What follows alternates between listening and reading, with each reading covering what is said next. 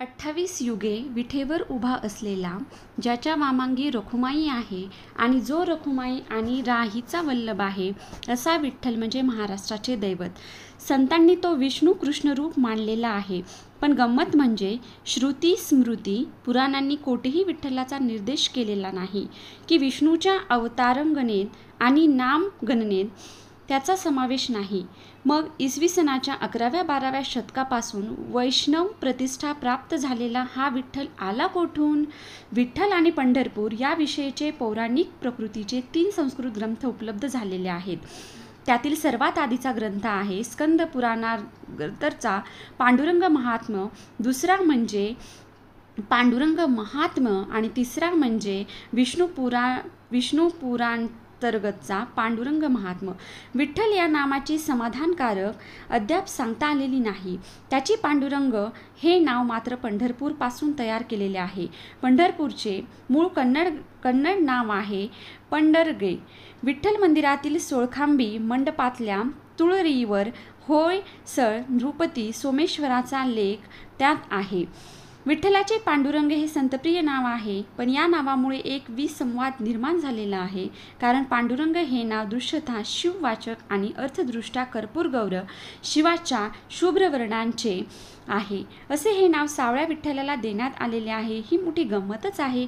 संतांनी विठ्ठलाला कानडा विठ्ठलू कर्नाटकू असे म्हटलेले आहे, म्हणजे महाराष्ट्राचे हे दैवत कानडी आहे. तसेच पंढरपूरच्या या कानडी विठ्ठलाचा आद्य भक्त आहे तो म्हणजे पुंडलिक. जर विठ्ठलाचे मूळ रूप काही वेगळेच होते तर मग हा पुंडलिक आला कोठून? तर पुंडलिक म्हणजे पुंडरीक. पंढरगे या क्षेत्रनामाच्या कृत्रिम संस्कृतीकरणातून पुंडरीक हे नाव सिद्ध झालेले आहे. पंढरपूर हे पुंडरीकपूरही आहे. पुंडरीक हा मूळचा पुंडरीकेश्वर आहे आणि पंढरगे या नावात तोच मूळचा अधिष्ठा देवता आहे. तर विठ्ठल हा मूळचा लोकदेव आहे. तो गोपजनांचा गवळी धनगरांचा देव आहे. विठ्ठल हे दैवत गोपजनांच्या गवळी तसेच तो पंढरपूरमध्येही आहे. आणखी एक महत्त्वाची गोष्ट म्हणजे विठ्ठल आणि व्यंकटेश हे दोन्ही समधर्मी देव आहेत. विठ्ठलला प्रिय असलेला गोपाळकाला तसेच विठ्ठल भक्त संतांनी रचलेली भारुडे यांचा संबंधही गोपजन धनगर संस्कृतीशी येतो. पुन्हा पंढरपूर हे स्थानही प्राचीन काळी धनगरांचा तो स्थलांतराचा मार्ग होता. त्या मार्गावरच येते विठ्ठल विठ्ठल विठ्ठल विठ्ठल विठ्ठल. भगवंत गुप्त असला तरी त्याचे नाम गुप्त नाही, त्यामुळे नामाच्या आधारे आपण त्याला शोधून काढू शकतो.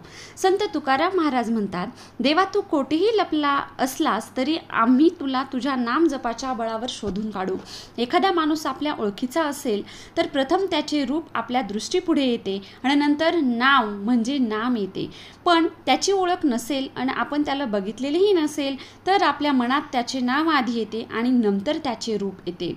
आज आपल्याला भगवंताची ओळख नाही म्हणून त्याचे रूप ठाऊक नाही, परंतु त्याचे नाम घेता येईल. त्याचे नाम घेताना त्याचीच आठवण होते, इतरांची नाही. हा आपला अनुभव आहे. व्यवहारामध्ये जशी एकाच माणसाला अनेक नावे असतात आणि त्यापैकी कोणत्याही नावाला तो ओ देतो, तसेच कोणत्याही नावाने हाक मारली तरी एकच भगवंत ओ देतो. जेव्हा आपल्याला एखाद्या व्यक्तीला हाक मारवायची असेल आणि तिचे नाव ज्ञात माहिती नसेल तर हाक अशी मारणार. थोडक्यात हाक मारू शकणार नाही. नेमका हाच भाव व्यक्त करण्यासाठी माऊलींनी ओम नमो जी आज्ञा वेद प्रतिपाद्या म्हणजे सर्वांचे मूळ असणाऱ्या आणि वेदांच्या प्रतिपादनाचा विषय असणाऱ्या हे श्री ओंकारा तुला नमस्कार असो या शब्दांनी ज्ञानेश्वरांनी आरंभ केला आहे. भगवंताचे नाम घेत असताना प्रत्यक्ष भगवंत समोर उभा टाकला आणि तुला काय पाहिजे असे त्याने विचारले तर तुझेच नाम मला दे हे त्याच्याजवळ मागणे याचे नाव निष्कामता. रूपाने व्यक्त झालेला भगवंत केव्हा तरी नाहीसा होईल, पण त्याचे नाम मात्र अखंड टिकेल आणि त्याचे नाम घेतील की त्याला इकडे नामाकडेच यावं लागेल. श्री रामचंद्रांचे नाम घेऊन वानरांनी समुद्रात दगड फेकून सेतू बांधला, त्यामुळे समुद्रात दगड तरंगू शकेल. पण स्वतः रामचंद्रांनी दगड फेकला तेव्हा तो बुडाला. म्हणूनच म्हणतात राम से बडा राम का नाम. आजकालच्या काही अक्षरांचा अनुभव येतो. न करता मनापासून पूर्ण ध्यान केवळ जपावर ठेवून म्हणजेच मोजण्याकडे ध्यान न देता केले तर आपली हळूहळू आध्यात्मिक प्रगती होईल व त्याचा फरक आपणास स्वतःच दिसून येईल. यात विठ्ठल नामच नाही तर नामस्मरणाचे फायदेसुद्धा विशद केलेले आहेत.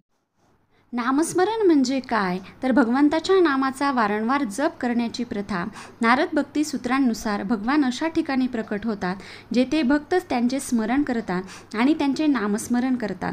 भगवंताचे नाव अत्यंत शक्तिशाली आहे. त्यात ईश्वराच्या